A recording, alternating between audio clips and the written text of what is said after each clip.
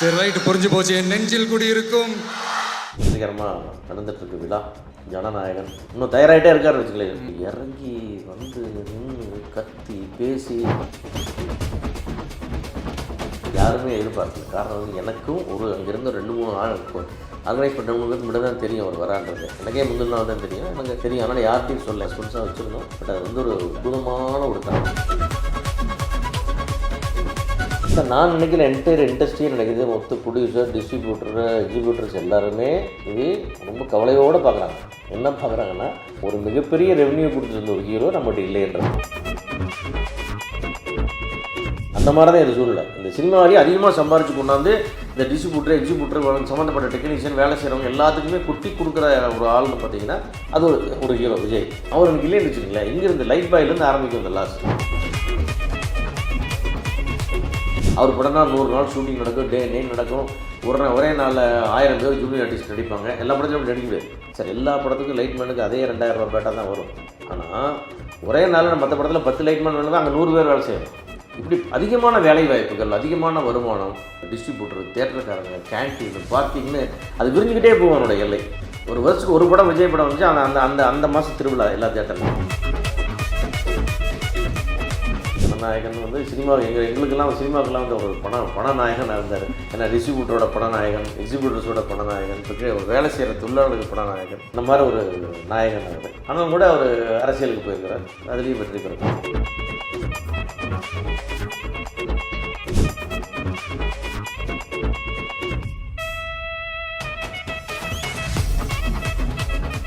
Real one நேயர்களுக்கு வணக்கம். இன்று நம்மளுடைய நேர்காணலுக்கு அம்மா கிரியேஷன் தயாரிப்பாளர் திரு டி சிவா அவர்கள் அனுப்பிச்சிருக்காங்க. சார் வணக்கம்.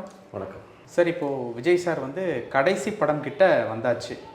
ஜனநாயகன் படத்தினுடைய ஆடியோ லான்ச்சு மலேசியாவில் இப்போ போயிட்டுருக்கு. இப்போது விஜய் அவர்கள் சினிமாவை விட்டு விலகிறதுனால என்னென்ன விஷயங்கள்லாம் மிஸ் ஆகும் அப்படின்ட்டு நீங்கள் நினைக்கிறீங்க?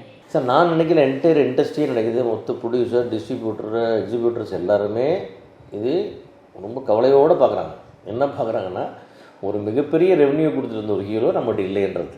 இன்றைக்கி வந்து ஒரு 100 கோடி ரூபாய் டச் பண்ணுற ஹீரோன்னு பார்த்தீங்கன்னா சார் இருக்காங்க, அடுத்து ரஜினி சார் இருக்காங்க. நீங்கள் அதில் ஒரு ரஜினி சார் இப்போ படங்களை ரொம்ப குறைச்சிக்கிட்டு வராங்க. ஒரு படத்துக்கு படம் கேப் அதிகமாக. இவரும் ஒரு படம் தான் பண்ணுவார். இந்த மாதிரி ஆட்கள் வெளியே போனாங்கன்னா சினிமாவுக்கு வந்து பெரிய வெற்றிடம் வரும்.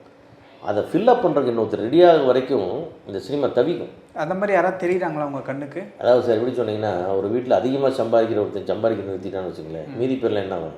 அந்த மாதிரி தான் இது சூழ்நிலை. இந்த சினிமாவிலேயே அதிகமாக சம்பாரிச்சு கொண்டாந்து இந்த டிஸ்ட்ரிபியூட்டர், எக்ஸிபியூட்டர் சம்மந்தப்பட்ட டெக்னீஷியன், வேலை செய்கிறவங்க எல்லாத்துக்குமே குட்டி கொடுக்குற ஒரு ஆள்னு பார்த்தீங்கன்னா அது ஒரு ஹீரோ விஜய்.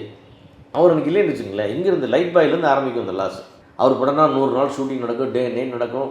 ஒரே நாளில் 1000 பேர் ஜூனியர் ஆர்டிஸ்ட் நடிப்பாங்க. எல்லா படத்துலையும் நடிக்க முடியாது சார். எல்லா படத்துக்கும் லைட்மேனுக்கு அதே 2000 ரூபா பேட்டா தான் வரும். ஆனால் ஒரே நாளில் மற்ற படத்தில் 10 லைட்மேன் வேணும், அங்கே 100 பேர் வேலை செய்யணும். இப்படி அதிகமான வேலை வாய்ப்புகள், அதிகமான வருமானம், அது வெளியே போகும்போது சம்மந்தப்பட்ட டிஸ்ட்ரிபியூட்டர், தேட்டருக்காரங்க, கேன்டீன், பார்க்கிங்னு அது விரிஞ்சுக்கிட்டே போகும் அவனோட எல்லை. ஒரு வருஷத்துக்கு ஒரு படம் விஜய் படம் வந்துச்சு. அந்த அந்த அந்த மாதம் திருவிழா எல்லா தேட்டர்லையும். ஒரு ரஜினி சார் படம் வந்துச்சு, அது திருவிழா. அடுத்தடுத்த நடிகர்களுக்கு ஒரு லெவல் இருக்குது. பட் இவங்க பெரிய லெவலில் ரீச் பண்ணிட்டாங்க. இப்போ அடுத்தடுத்த நடிகர்கள் வர்றவங்களும் அடுத்து ரீச் பண்ணணும். இன்னும் 2 ஹீரோ வந்து 100 கோடி 100 கோடி வசூலை தொட்டால் தான் இந்த சினிமா திருப்பி ரீஃபில் ஆகும். இல்லைன்னா அந்த இடம் கேட்போம். அதனால் அது வந்து வருத்தம் தான். பட் அது அவருடைய முடிவு, அவருடைய விஷயம். இன்னைக்கு வந்து வெற்றிகரமாக நடந்துகிட்ருக்கு விழா. ஜனநாயகன் வந்து சினிமா எங்களுக்கெல்லாம் சினிமாவுக்கெல்லாம் வந்து ஒரு பணநாயகனாக இருந்தார். ஏன்னா டிஸ்ட்ரிபியூட்டரோட பணநாயகன், எக்ஸிபியூட்டர்ஸோட பணநாயகன், இப்போ வேலை செய்கிற தொழிலாளர்களுக்கு பணநாயகன், அந்த மாதிரி ஒரு நாயகன் அவர். அது வந்து இல்லை. ஆனால் கூட அவர் அரசியலுக்கு போயிருக்கிறார், அதுலேயும் வெற்றி பெறட்டும். அரசியல் பேசுகிறதெல்லாம் பார்க்குறீங்களா? பார்த்துருக்காரு, கண்டிப்பாக பார்க்குறேன். எப்படி தோணுது சினிமாவில் பார்த்ததுக்கும் அரசியலில் பார்க்க? ரொம்ப ஆச்சரியமாக வித்தியாசமாக இருக்குது. நாங்கள் பார்த்தோன்னா ரொம்ப அமைதியாக, எதையுமே பேசாத, ரொம்ப சிம்பிளாக. அது நிறைய விஷயத்தில் கொஞ்சம் விஜயகாந்த் சாருக்கும் விஜய்க்கு நிறைய ஒற்றுமை இருக்குது. அந்த எளிமை யதார்த்தம் ரெண்டுமே அப்படியே ஒட்டிகிட்ருக்கு அவர்கிட்ட. அந்த அந்த அந்த ஸ்டேட்டஸ்க்கான, ஏன்னா விஜயகாந்த் சார் வளர்ந்த விதமும் வளர்ந்த வருஷங்களும் வேறு காலகட்டம். அவர் ரொம்ப சாதாரணமாக ஒரு மதுரையில் பசங்களாக வளர்ந்தார். ரோட்டில் புரண்டுக்கிட்டு தெரிஞ்சார், ஜாலியாக இருந்தார். அப்படின்னாலும் அவருக்கு அதெல்லாம் ஈஸி. பட் இந்த பையன் அப்படி வளரல. நல்லா வசதியாக சௌரியமாக வளர்ந்து ஒரு சிட்டி பாய். அவர் எளிமையாக இருக்கிறதுன்றது இன்னும் கொஞ்சம் அதிக கஷ்டம். அந்த ஸ்டேட்டஸ் என்ஜாய் பண்ணிட்டு ஸ்பாட்டில் வந்துட்டு ரொம்ப அந்த ஓகரெல்லாம் பண்ணாமல் ரொம்ப எளிமையாக எல்லாத்தோட்ட எல்லாருக்கும் பேசிட்டு எளிமையாக ரொம்பவும் பேச மாட்டார். மெஷர்டாக தான் பேசுவார். அப்புறம் தேவையில்லாத விஷயம்லாம் பேச மாட்டார். இந்த தேவையில்லாமல் அவன் என்ன இவன் காசி பேசுகிறது, இந்த புரணி பேசுகிறது வேலை எதுவும் கிடையாது. வேறு பாயிண்ட் டு பாயிண்ட் அது முக்கியமான விஷயங்கள் நம்ம எதாவது சொன்னோம்னா கேட்டுக்குவார். சினிமா பற்றி, வசூலை பற்றி, எதுவும் கலெக்ஷன்ஸ் ஏதாவது படங்களை பற்றி எல்லாம் சொன்ன போயிருக்கோம். டெக்னீஷியன்ஸ்லாம் வந்தால் டெக்னிக்கலாக பேசும், டேரக்டர் வந்தால் கதை பேசுவார்.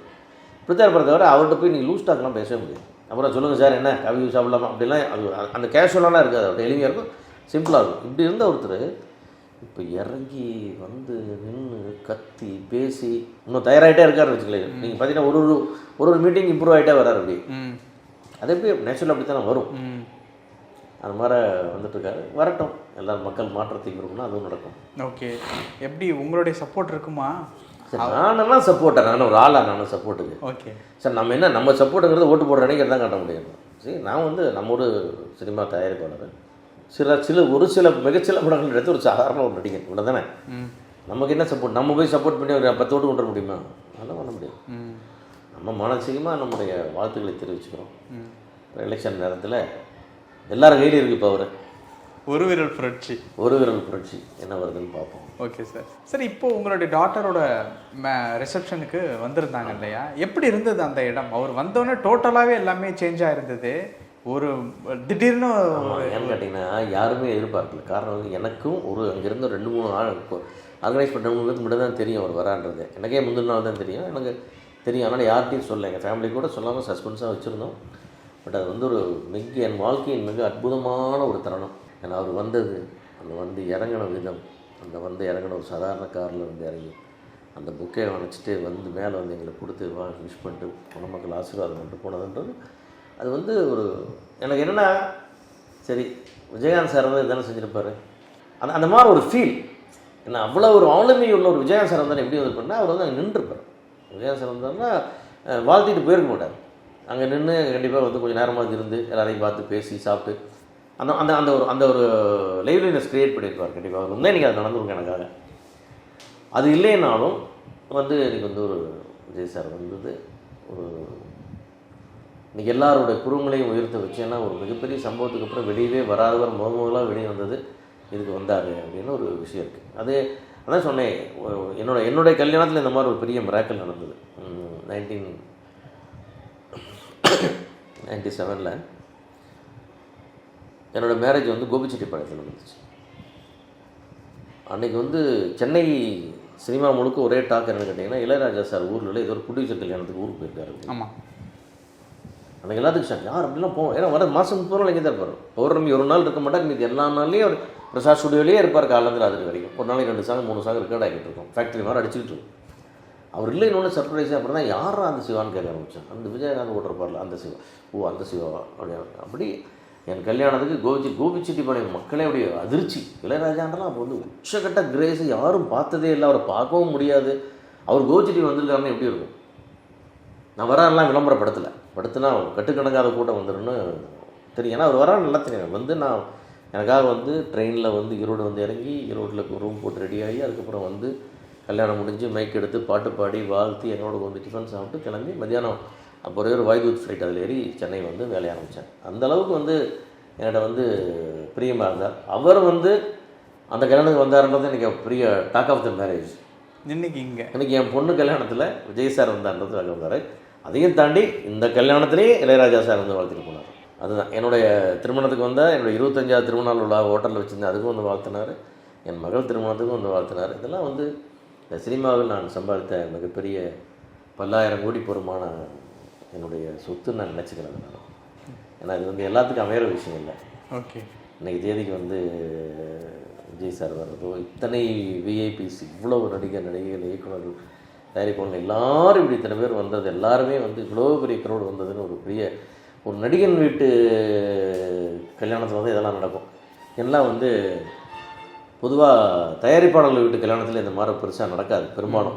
ஏன்னா அவ்வளோ ரெஸ்பான்ஸ் இருக்காது. அதே மாரி இத்தனை வருஷம் ஒரு 45 வருஷம் எல்லாத்தோட பழகினதுக்கும் இந்த அன்புக்கு சினிமாவுக்கு பண்ண சர்வீஸ்க்கு எனக்கு கிடைச்ச ஒரு பெரிய பரிசு தான். ஓகே, அந்த வகையில் விஜய் சார் அதை ஹைலைட் பண்ணி விட்டேன். வாழ்த்துக்கள். ஆமாம், விஜய் சார் வரலைன்னா அது ஒரு ஒரு ஒரு சினிமா ஃபேமிலியோட ஒரு ஃபங்க்ஷன், அது நிறைய சினிமாக்காரங்க வந்தாங்கன்னு இருக்கும். அவர் வந்தோன்னே ஒரு பெரிய பேசு பொருளாகி அவர் ஏன் வந்தார், இப்படி வந்தார், இதில் வந்தார், எப்படி போனார், எப்படி வந்தார், இதெல்லாமே இருந்தது. அது கண்டிப்பாக நம்ம லைஃப் டைம் என்னோட அன்பும் நன்றியும் அவர் கூடவே இருக்கும். பல விஷயங்கள் பேசணும். நேரத்துக்கு ரொம்ப நன்றி. தேங்க்யூ.